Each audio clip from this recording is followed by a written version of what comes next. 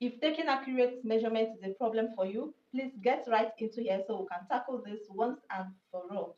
Okay, so before we dive into how to take basic body measurements, I want to give tips on how to take measurements. Important tips you need to know about taking measurements, either by yourself, for yourself, or taking your client's measurements, things that you need to know.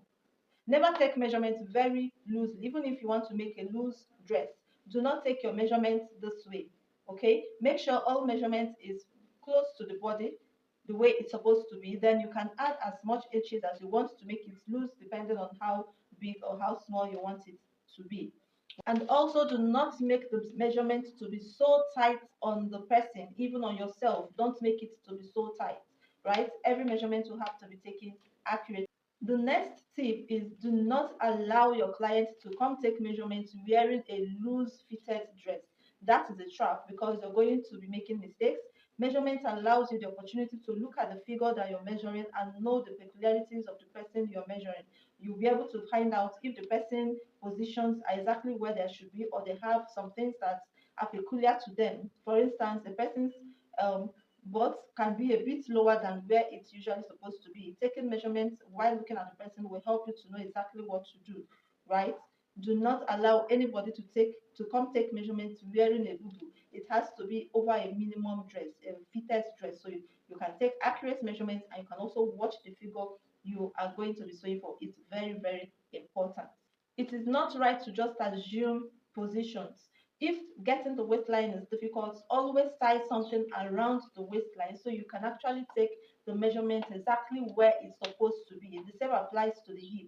Tie a cord around the actual waistline where the half length is going to be so that you will not make mistakes. Okay, there are ways to get the exact position of the waistline. You'll find a place that dips in by the side. You can bend this way to know exactly where the waistline is, or you can follow the golo at the back to get where the waistline is. I'm going to be explaining all of this in our next video. And again, do not forget to write down all the measurements that you are taking. Write them in order, in methodological manner, right? You have vertical, you have horizontal. Take measurements step by step so that you do not make any mistake or skip anything that you're supposed to take. You can write out the measurements that you need to take first before you begin to take them, so that you can look at your paper and know the ones you've taken and the ones that you're about to take, to avoid skipping any part or anything that you're supposed to take. Like I said before, when taking measurements, do not add inches or allowances when taking the measurement on the person. These things should come while you are drafting. You'll be able to know how much is and how much allowance you want to allow on the dress. Do not add them while you are taking measurements. And the next thing we need to do while taking measurements is to make sure that the client is comfortable. Don't make them uncomfortable by standing exactly in front of them. A shy person will not be relaxed, and you might be the one taking a wrong measurement because the person is not positioned well.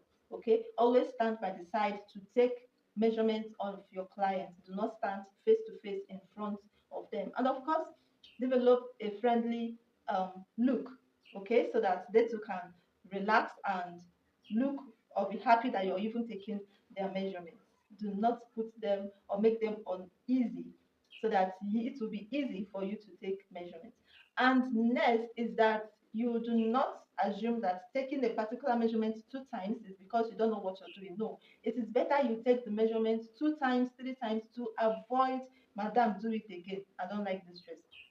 Because 70% or more of the reason why we have what I ordered versus what I got is because the measurements are not accurate.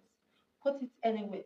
The measurements are not accurate. If you get a good measurement and follow it through all the time that you're drafting and sewing, you're going to come out with something that fits so well. Okay?